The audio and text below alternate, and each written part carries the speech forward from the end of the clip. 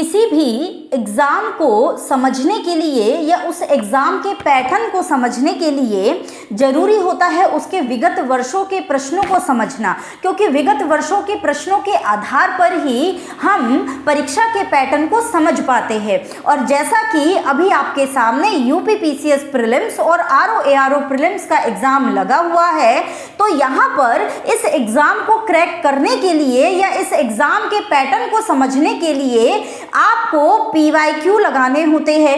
उन PYQ के माध्यम से हम परीक्षा के पैटर्न को समझते हैं और परीक्षा को क्वालिफाई करने की दिशा में आगे बढ़ते हैं।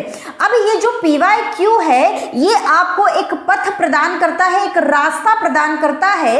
इस रास्ते पर चल करके आप ये अनुमान लगा सकते हैं कि कहां पर आपको बैरियर मिलेगा और कहां पर आपको बैरियर नहीं मिलेगा। कहने का मतलब ये कि विभिन्न हर्डल्स को पार करने के लिए आपको PYQ को लगाना जरूरी। इसी समस्या के समाधान के लिए हमारे द्वारा PYQ सीरीज का प्रारंभ किया गया है। इस PYQ सीरीज में आपको प्रत्येक दिन एक पेपर को हल कराया जाएगा।